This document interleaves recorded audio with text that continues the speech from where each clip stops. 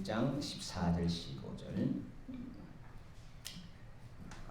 말씀이 짧으니까요. 오늘 다 같이 한 목소리로 같이 읽으십시다. 이 마가복음 1장 14절과 15절은 예수님께서 처음 이 땅에서 선포하신 말씀이라 이렇게 우리가 기억하고 있고, 첫 음성이니까 가장 중요한 말씀 중에 한 말씀으로 우리가 기억을 하고 또 외우고 있으면 참 좋은 말씀입니다. 이 속에 예수님의 모든 사역의 말씀이 다 들어있기 때문입니다. 같이 보겠습니다. 시작. 요한이 잡힌 후 예수께서 갈릴리에 오셔서 하나님의 복음을 전파하여 이르시되, 때가 찼고 하나님의 나라가 가까이 왔으니 회개하고 복음을 믿으라 하시더라. 아멘. 마가복음의 이 말씀은 예수님께서 천국의 복음을 선포하신 말씀 중에 가장 먼저 나오는 말씀입니다. 그리고 이 말씀 속에 예수님께서 앞으로 전하려고 하시는 그 하나님의 나라가 잘 요약이 되어 있습니다. 대부분의 이제 성경학자들은 우리가 성경 말씀으로 받아들이고 있는 이 복음서 중에 그 복음서가 우리가 성경으로 받아들이고 있는 복음서가 네 권이죠. 마태, 마가, 누가, 요한. 이 네 개 복음서 중에 마가복음이 가장 먼저 쓰여진 복음서다. 이렇게 학자들 간에는 의견이 일치하고 있습니다. 물론 마태복음이 가장 먼저 쓰여졌다라고 주장하는 학자들도 없지는 않습니다. 그러나 그 주장은 조금 이제 빈약하긴 합니다. 그냥 신약 성경 맨 처음에 나왔으니까 맨 처음 기록되었다 이렇게 이제 주장을 하기도 합니다만은, 사실은 신약 성경에서 가장 먼저 기록된 책은 복음서가 아니고 오히려 저 뒤쪽에 있는 서신서들이죠. 바울의 서신서들. 가장 먼저 쓰여졌다고 우리가 학자들 간에 알려진, 특히 이제 신학교에서 배우는 그 순수들이면 갈라디아서 가장 먼저 쓰여졌고, 뭐 이런 식으로 이렇게 이야기를 합니다. 그 이제 내용들을 보면 연대를 대충 이렇게 우리가 알 수가 있거든요. 그럼 좌우지간 이 예수님의 행적이 기록된, 즉 예수님의 복음이 예수님의 말씀이 고스란히 기록된 성경을 우리가 복음서라고 이렇게 이름을 따로 붙여서 복음이다, 기쁜 소식이다 이렇게 이제 붙여서 이렇게 성경을 따로 분리하고 있는데, 그 중에 마가복음이 예수님께서 말씀하신 것 중에 가장 먼저 쓰여졌다. 그래서 이제 1월이니까 처음에 관한 것들을 이제 이렇게 저렇게 찾아보고, 또 어떤 각오로 우리가 새해를 맞이할까를 계속 이제 생각하고 있는 가운데, 그래도 1월 달에는 가장 우리가 먼저 생각해야 될 것이, 우리가 믿는 바, 또 우리가 바라는 바, 우리의 근원 혹은 우리의 존재성이라고 해야, 정체성이라고 해야 될까요? 그것들을 우리가 한번 다시 찾아보는 게 중요하겠다 해서 오늘 본문을 이렇게 생각을 하면서, 또 이렇게 과거에 또 이렇게 설교했던 것을 이렇게 뒤져봤더니 작년 1월 달에도 오늘 본문을 갖고 설교를 했더라고요. 그때는 이제 제목을 갈릴리에 오셔서라는 말씀으로 세례 요한의 이제 그 행적을 중심으로 왜 예수님이 복음을 전할 수밖에 없었던가라는 사회적인 배경을 주로 말씀을 드렸던 기억이 납니다. 여러분들께서도 아마 기억을 하고 계실 줄 아는데, 기억을 안 하고 계시면 더 이제 뭐라고 할까요? 고맙다고 해야 될까요? 또 제가 이야기할 만한 그게 있다고 해야 될까요? 좌우지간 작년에 했던 이야기는 1도 하지 않을 테니까 작년에 했든지 안 했든지 기억이 없으셔도 아무 상관이 없습니다. 자, 오늘은 그런 이제 예수님께서 처음 말씀을 전하신 이 복음이 도대체 뭔가를, 예수님의 이제 말씀요 아주 간단한, 때가 찼고 하나님 나라 가까웠으니 회개하고 복음을 믿으라는 요 본문을 가지고 같이 생각을 해보려고 하고요. 그 속에서 그럼 2023년 1월을 사는 우리에게 그럼 어떤 요구를 하시는가, 어떤 결단을 하시는가를 한번 찾아보려고 하는 겁니다. 자, 먼저 때가 찼고 하나님의 나라 가까웠으니 회개하고 복음을 믿으라. 그 중에 제일 먼저 이제 때가 찼고 하나님의 나라 가까웠다라는 이 말씀 많이 수도 없이 들었던 말씀이에요. 때가 찼다라는 것은 이제 때가 되었다는 거고, 그러면 그 때라는 것이 언젠가 이걸 우리가 이제 생각을 해봐야 되고요. 하나님 나라가 가까웠다고 하나님 나라는 또 무엇인가를 우리가 생각을 해보. 가까이 왔다는 것은 또 무엇을 이야기하는 건가를 우리가 생각을 해볼 수 있는. 먼저 때라는 것은 예수님이 말씀하시는 이 때는 예수님의 말씀을 듣는 그 사람들이 있는 그 자리를 이야기하는 겁니다. 그러니까 물론 역사적으로는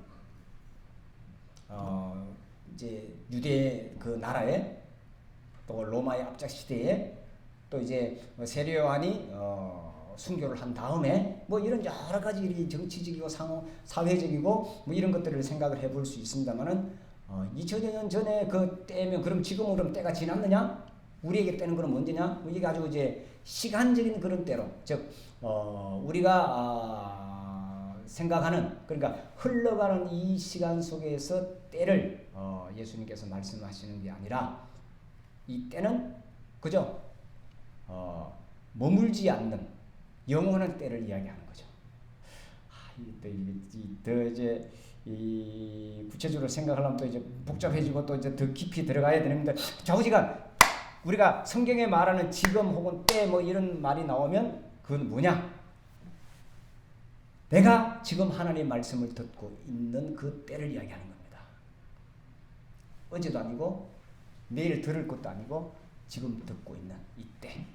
그러니까 오늘 지금 여기서 우리가 이 말씀을 읽는 우리에게 예수님께서 말씀하시는 거죠. 때가 찼다. 때가 되었다.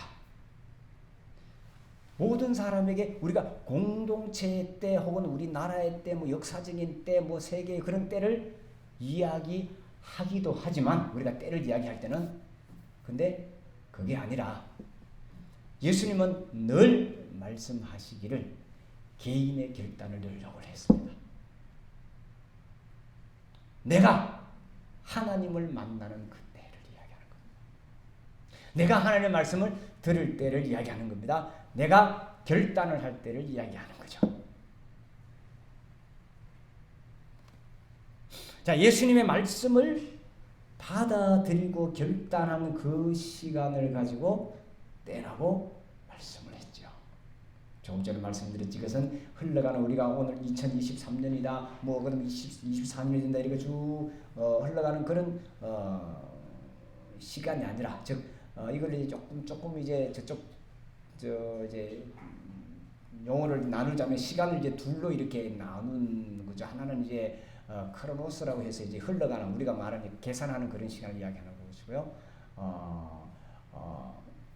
또 하나의 시간은 하나님을 만나는, 변하지 않는 시간. 그러니까 하나님에게는 시간이 없잖아요. 시간이 이 시대 시간이 영원하니까 영원에는 시간이 없는 겁니다. 시간이 없는 게 영원하죠.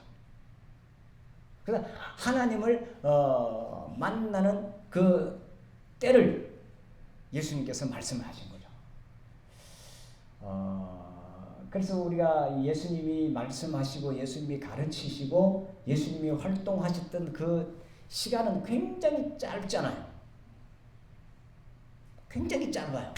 우리가 넉넉하게 예수님의 활동을 이렇게 이 성경에서 찾아보면 한 3년 정도 계셨다 이렇게 되죠. 3년. 참 3년이라는 시간이 참 빠르고 짧다면 짧은데, 아마 이렇게 생각하는데 우리 아이들이 커서 중학교 들어갔는데 벌써 또 고등학교 들어간다 그러네. 어떤 것 같아요? 얼마나 빠른 것 같아요? 고등학교 금방 들어갔는데 벌써 대학교 입학 시험 쳤네. 내 아이는 그래도 조금 늦게 가는 것 같은데 옆집 아이는 보면 벌써 제가 대학생이야. 우리가 3년이라는 시간이 그렇게, 또 뭐 요즘은 지금 군대 간 애들 없죠. 군대 간다고 이제 하더니 벌써 제대했어. 뭐 이런 우리 말을 우스갯소리 많이 하잖아.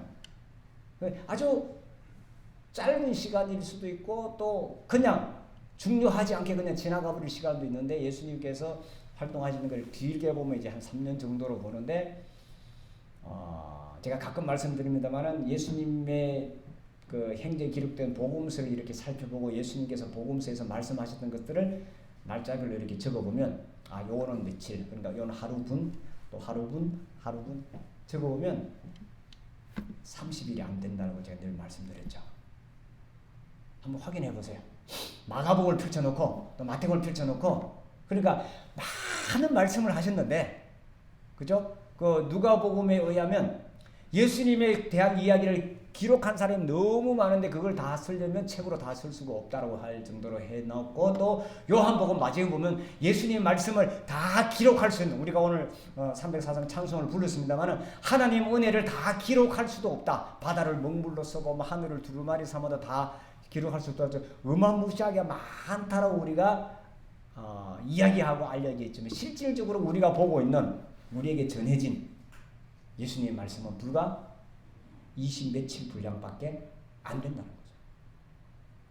오병이어 기적을 일으킨 것도, 뭐 병자를 고친 것도, 가늠한 여인을 용서해 준 것도, 성전 척결한 것도, 이렇게 적어보면 근데 예수님은 이 아주 우리가 보면 짧고 간결하게 하나님의 말씀을 전했음에도 불구하고 예수님은 늘 그 때를 이야기합니다. 그래 아주 짧은 순간에 이 땅에 오셨다가 가셨지만 그 짧게 있었던 그 순간이 가장 강력하게 우리가 느껴지는 그 때에 누구와? 하나님과 함께 계셨기 때문에, 즉 영원하신 하나님과 계셨기 때문이고, 또 그 때를 통하여서 영원한 하나님과 우리를 연결시켜 주시기 때문입니다. 그래서 예수님의 말씀이 영원한 것이고, 예수님 말씀을 듣는 우리가 이 영혼 속으로 함께 들어와 있는 것입니다.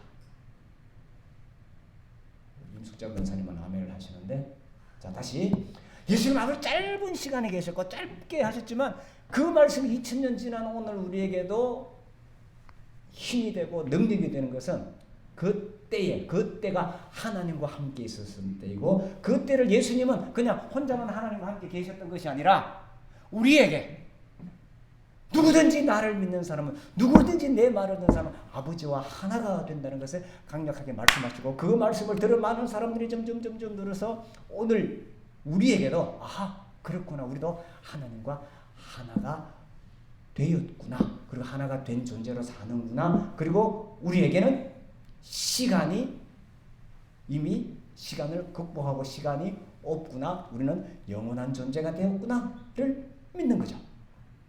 그 믿음으로 지금 내가 여기까지 살아왔고 또 앞으로도 살아갈 것입니다. 물론 시간이 지나면 우리 몸은 점점점 낡아지고 점점점 우리 육신의 장막은 점점점 허물어져도 우리가 손으로 짓지 않는 영원한 장막집을 하나님께서, 예수님께서 미리 예비해 놓으셨다. 그걸 믿는 믿음으로 지금 여기 앉아 있는 것이고 예배를 드리는 것이고, 그것을 다시 확인차 지금 와 있는 거잖아요. 자, 이 때라는 것에 너무 좀 장황하게 제가 설명을 드렸는데, 때는 그러니까 그 때가 언제냐? 지금 내가 하나님의 말씀을 듣는 때다. 그 순간이지만 그 순간에 우리는 영혼을 향하여서 들어가는 시간이다. 즉 자꾸 시간이라는 말을 우리가 이제 자꾸 쓰게 되는데, 그 시간이 없는 시간. 좌우지간 이런 설명은 굉장히 이제 자꾸 머리가 자꾸 아파집니다.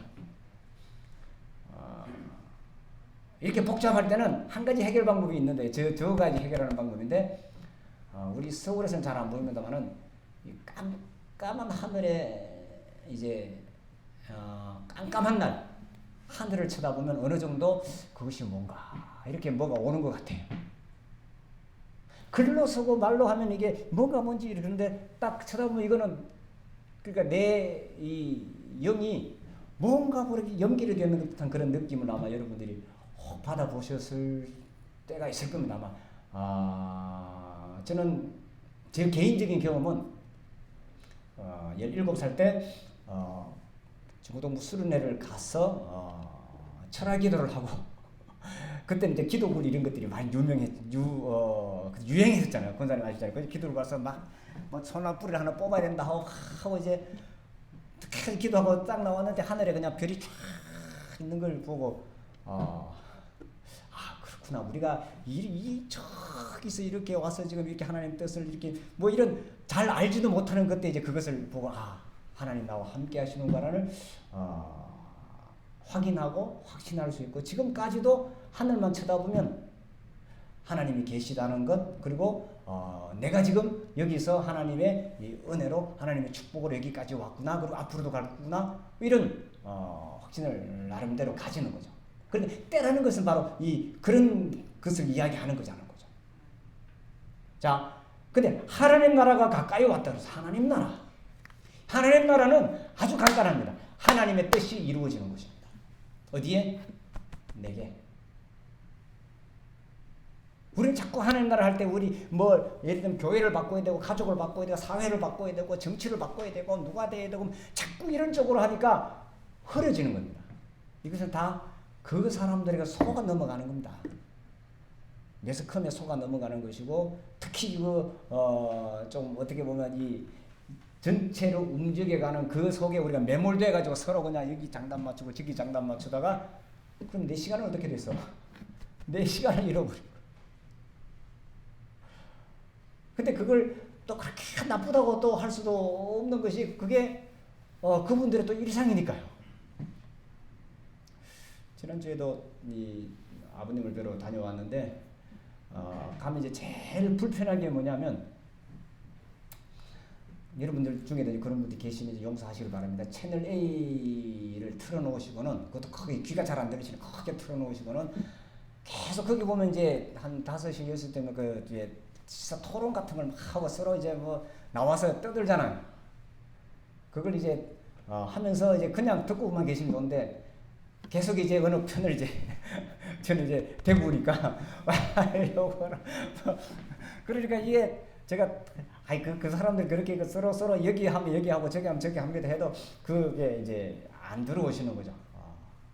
그런 걸 예, 보면서 그래 저분들이 하는 그것들이 지금 약간 몸이 불편하시고 그러시면 그 아버님에게 어떤 스트레스 해소의 장도 되고 그렇구나. 그래서 또 그거는 또 흥분을 해가지고 또 이제 소위 말하면 우리 편이 잘못되면 또 흥분을 그렇게 또 많이 하시는 거죠. 선거에 누가 됐다가 한 데다가 이제 눈물을 흘리시기도 하고 불같이 화를 내시기도 저 서울에 빨갱이들이 많아갖고 안 됐다 이러고 저번 정권 때는 그렇게 막 제가 아주 혼이 났습니다. 서울 대표로 이번에는 아주 그냥 좋으셔가고 그냥 전화를 하시고 도대체 그러니까 우리가 하나님의 나라 할 때는 아주 좁게 보면 그런 시각으로도 우리가 하나님 나라를 생각할 수도 있다라는 거죠. 누구에게나. 근데 예수님께서 말씀하신 하나님 나라는 어떤 통치가 이루어져야 되고 어떻게 돼야 되고 예를 들면 예수님 당시에 로마가 물러가야 되고 아니면 뭐 어떻게 하나님의 나라가 어떻게 돼야 되고 이게 아닙니다. 예수님 말씀 하나님 나라는 하나님 나라가 가까워 왔다라고 하신 것은 예수님께서 가르치는 철저히 한 사람 한 사람이 곧 하나님의 자녀이기 때문에 이 하나님의 자녀가 모여가서 어떤 무리를 만들고 어떤 나라를 크게 세우고 여기에 예수님이 관심이 없었어요. 사람들은 자꾸 그걸 하자고 했잖아.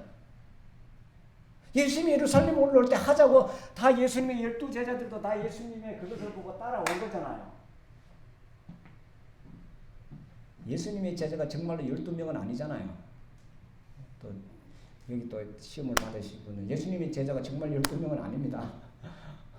남자들만 집어넣어서 12명이 만들어놓은 거지. 여자들은 다 어디 가서 여자들이 더 많았는데 이런 게 여자분들 이런 데 좀 항의를 하잖아요. 왜 예수님이 제자 12명입니까? 이렇게 12명이라는 이야기를 제가 또 말씀드렸죠. 우리가 이제 뭐 12공도를 따라고 뭐 이런 12다리 뭐 이런 게 있잖아요. 그 전체를 이야기하는. 그래서 하나를 크게 뭔가를 만들자 자꾸 이렇게 예수님을 속에서 했는데 예수님은 그거 아니야. 내 나라는 여기가 아니야. 자꾸 말씀하셨잖아. 우리는 내 나라는 여기가 아니라는 예수님의 말씀을 자꾸만 잊어버려서 흥분하고 또 확 좋아하고 하나님 나라에 가까워갔다. 뭐냐? 하나님이 내게 왔다는 거야. 그게 가까웠다는 거죠. 그러면 다 된 거잖아. 하나님에게 여당이 있으면 야당이 있으면 뭐가 있습니까? 없잖아요. 그걸 알라는 거였어요. 자, 넘어가 보십시다. 회개하고 이런 말씀입니다. 회개하고. 회개의 원래 뜻이 뭐예요? 회개. 돌아오는 거잖아요. 우리가 흔히 말하는 말 유턴하는 거예요. 잘못 갔네? 다시. 요즘은 운전할 때 거의 이제 대부분 사람들이 내비게이션 하는 걸 키잖아요. 내비게이션을 켰는데 목적지를 이제 정해놓고 가다 보면 이 내비게이션이 이야기해주는 게 마음에 안 들잖아요. 저 같은 경우는 특히 이제 그래 많이 하는데 늘 다니는 길은 제가 아는 길로 거의 이제 가니까 얘는 뭐라 그래요? 내 잘못됐다고 띵동띵동 거리죠. 다시 돌아오라고. 요겁니다. 아주 쉽게 이야기를 하면 내가 지금 하나님 나라를 향해서 이렇게 목적을 정해서 가야 되는데 목적을 정하고 가는데 자꾸 다른 데로 가는 거예요. 자꾸 띵동띵동 하는 거죠. 다시 돌아오는 것이 회개입니다. 예수님께서는 우리가 하나님께로부터 와서 다시 하나님께로 가야 되는 그런 삶인데 하나님을 향하지 않고 자꾸 여기 눈에 보이는 것만 자꾸 향하고 이것만 자꾸 바라보고 살아가니까 거기서 회개하라고 말씀을 하신 거죠. 즉 하나님과 상관이 없다는 것을 하나님과 상관이 없는 것을 하나님의 뜻이 아닌 것을 자기 뜻으로 알고 하나님을 믿는 사람들. 즉 예수님 당시에는 다 하나님을 믿는 사람들이었으니까요. 그런데 하나님을 믿는 사람이 없었어요. 무슨 귀신 신나라 까먹는 소린가. 자, 다시 말씀드립니다. 예수님 당시에 다 하나님을 믿는 사람이었어요. 근데 예수님께서는 너희들 중에 하나님을 믿는 사람이 아무도 없다. 이렇게 예수님께서 말씀하셨어요. 무슨 말인지 이해가 되시죠? 그 이야기예요. 돌아오라는 거예요. 그 당시 가장 성경을 잘 가르친다는 이 바리새인들 향해서 가장 많이 말씀하신 말씀이 회개하라는 말씀이었어요. 자, 하나님께서 원하시는 것이 무엇인지 하나님을 바라보며 나아가는 삶. 그것이 우리의 삶인데 거기서 벗어나 있는 사람들에게 회개하고 돌아오라고 말씀하셨습니다. 자, 오늘 하고 싶은 말이 복음을 믿으라 였는데 지금 시간이 다 가버렸네. 큰일 났네. 자, 복음. 우리말로 하면 기쁜 소식. 도대체 이게 뭘까? 예수님께서 복음을 믿으라고 하신 이 복음이 뭔가? 이 복음은 복음서 전체에 예수님께서 말씀하신 것들을 우리가 찾아볼 수 있습니다. 이 복음을 우리가 받았기 때문에 이 복음으로 오늘을 살아가고 복음으로 우리가 이 땅의 모든 삶을 살아갈 것이고 이 복음으로 인해서 우리가 하나님을 만나게 될 것입니다.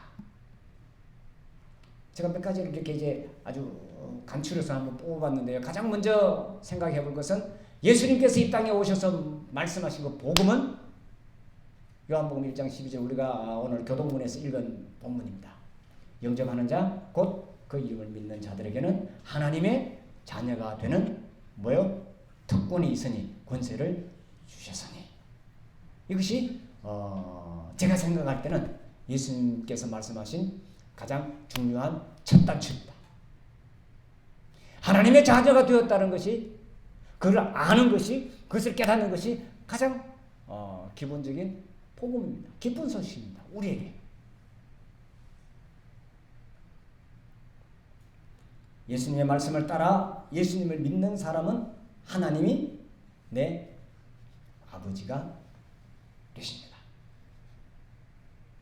두 번째, 가장 많이 우리가 외우고 있는 하나님 말씀이고 또 어떤 성경학자는 성경의 말씀 중에 가장 중요한 말씀이다 라고 했고 또 이 말씀만 있으면 구원받는 데는 지장이 없다라고 하는 말씀 잘 알죠. 요한복음 3장 16절입니다.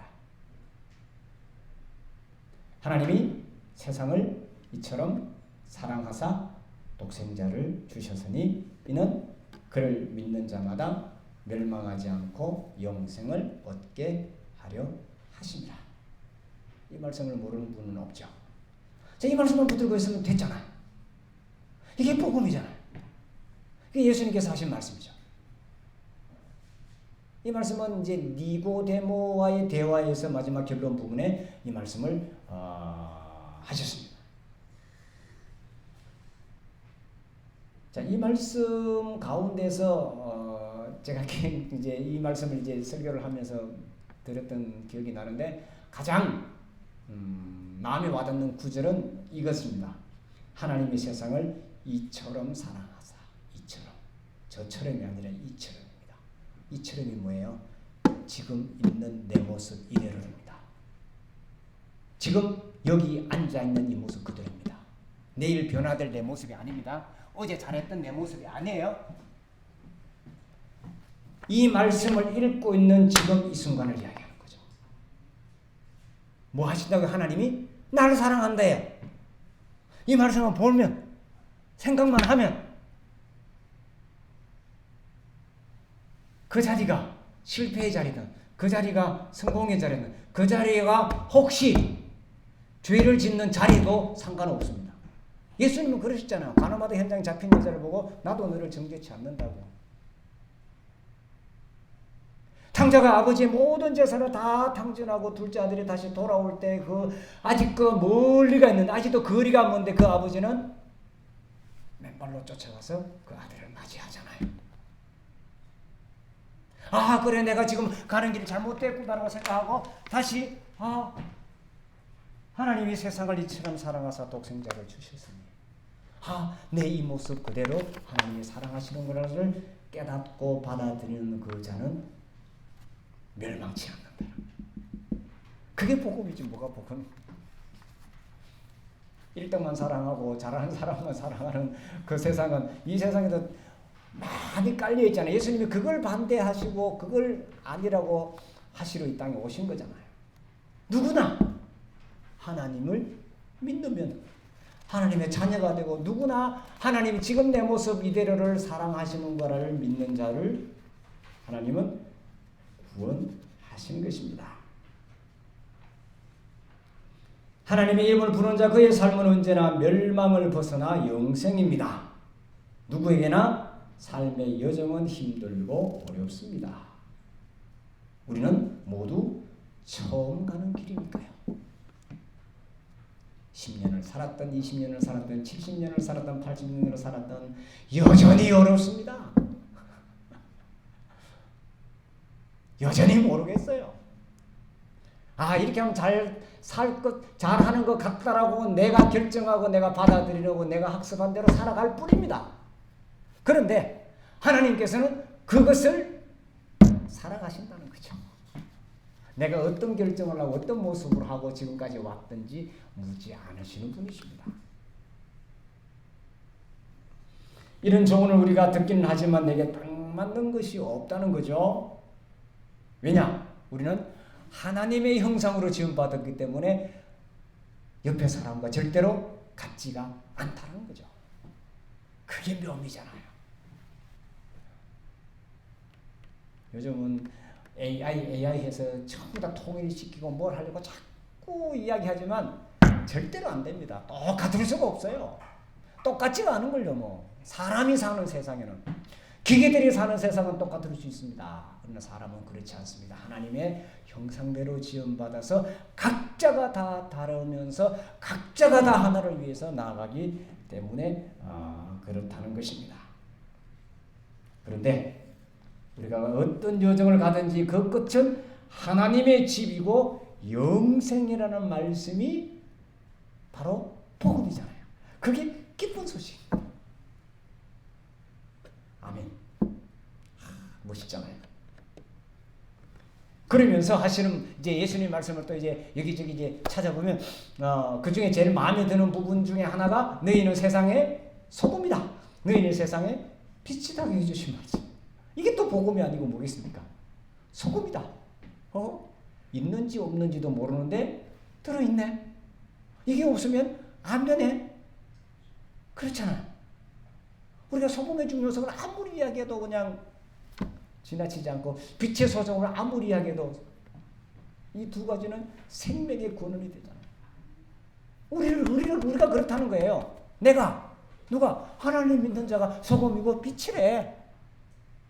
이거보다 더 큰 복음이 또 어디 있을까? 내가 세상을 살아가는 동안에 어떤 큰 역할을 하고 또 뭘 해서 뭐 매스컴에 뜨고 뭐 이래야만 존재의 가치가 있는가? 그렇지 않다는 거예요. 역할이 있는가? 그렇지 않다는 거잖아요. 어디나 필요하고 어디나 있는 그 존재를 향해서 우리가 필요하고 우리가 그렇게 지금 살아가고 있다라고 그렇게 말씀을 해 주셨습니다. 쓸데없는 존재가 아니라 가장 중요한 역할을 하는 사람이 바로 우리들이라는 거죠. 그리고 또 우리에게 힘이 되는 말씀이 있는데 그게 뭐냐면 마태복음 25장은 최후의 심판에 관한 이제 몇 가지 이제 비유가 나오는데 그 중에 제가 좋아하는 부분이 뭐냐면 예수님께서 심판자의 자리에서 마지막에 이제 비유의 말씀입니다. 꼭 그렇다는 건 아니에요. 우리가 가서 하나님 앞에 가서 또 심판을 받는다 이게 아니라 이제 심판장을 이제 비유로 설명하기 위해서 예수님이 이제 재판장을 이렇게 해서 예수님이 앉아 있고 뭐 오른쪽 왼쪽을 양과 염소를 나누고 뭐 이런 이야기를 한다라고 이렇게 이야기를 꾸미는 중에 예수님께서 하시고 싶은 말씀이 뭐였냐면 하나님 나라에 영원한 천국에 들어가는 사람, 영원한 축복을 받은 사람들에게 하시는 말씀이 뭐였냐면 뭘 가지고 그것을 판단했냐면 지극히 작은 자 중에 한 사람에게입니다. 이걸 우리가 기억을 하는 거예요. 우리는 작은 자도 많은 데가 해야 되고 이렇게 해야 되고 이렇게 많은 것들을 자꾸 이제 쌓으려고 하는데 적어도 여기 있는 가장 작은 사람 한 사람에게 한 것이 내게 한 것이다.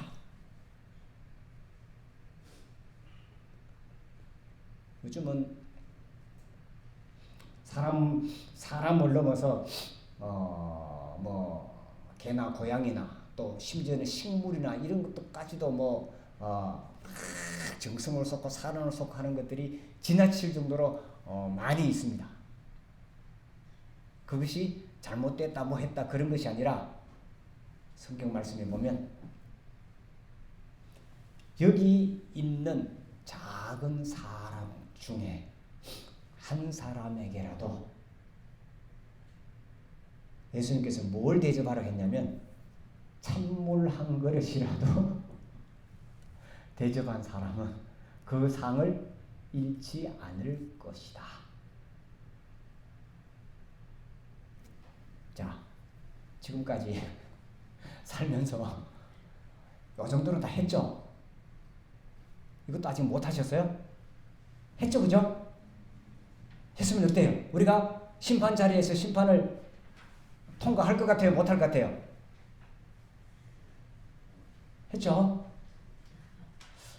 대답이 시원찮으셔. 하셨어요? 못 하셨어요? 찬물 한 그릇 정도는 했죠? 예. 네. 그러니까 자신감, 내 삶에 대한 자신감을 예수님께 주신다. 뭘 어떻게 해서 뭐 봉사를 어떻게 하고 뭐 헌금을 얼만큼 하고 뭐 어떤 사회적인 업적을 하고 좋은 일을 하고 아이고 몸이 자꾸 기주고 있는데 예수님께서 마태복음 예수님 복음서를 읽다 보면 마지막에는 이건 거예요. 능력이 돼서 그렇게 그런 것들을 하지 말라가 제가 아니에요. 그런 사람들도 물론 상급을 받고 물론 하겠지요. 그런데 그것은 저 멀리 있는 사람이고 지금 여기 내게 예수님께서 이렇게 말씀하신다는 거예요. 자, 우리를 축복하시는 조건이 지극히 작은 자 하나에게 한 일입니다. 이게 복음입니다. 자, 마지막 하나님한테 생각하십시다. 요한복음 8장 32절에 보면 예수님께서 이렇게 말씀하셨습니다. 진리를 알지니 진리가 너희를 자유롭게 하리라. 이 복음을 받은 사람은 진리를 안 사람이잖아요. 이제 우리가 할 일은 뭡니까? 진리대로 살아가면 됩니다. 자유롭게 살아가면 됩니다. 어디에 구속받을 것이 없습니다.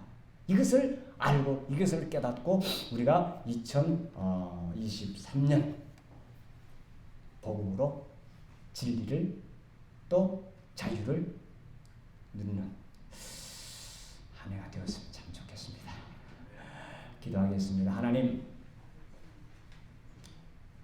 복음을 믿으라 하신 예수 그리스도의 말씀을 우리가 2023년을 시작하면서 다시 한 번 더 되새깁니다. 우리에게 기쁜 소식이 있는데 이 기쁜 소식보다 우리는 자꾸 슬픈 소식, 나쁜 소식, 또 우리에게 다가와 있는 두려운 소식에 우리의 몸과 마음이, 또 우리의 귀가 솔깃한 것은 웬일입니까? 주님, 우리 믿는 자들은 이미 기쁜 소식을 받은 자고 기쁜 소식을 가지고 살아가는 자고 기쁜 소식을 전하는 자들이 아니겠습니까? 2023년 이 기쁜 소식 속에 우리의 삶이 자유로움과 평화로움과 그로 인한 사랑함으로 살아가는 저들이 되게 하여 주옵소서. 예수님의 이름으로 기도하옵나이다. 아멘.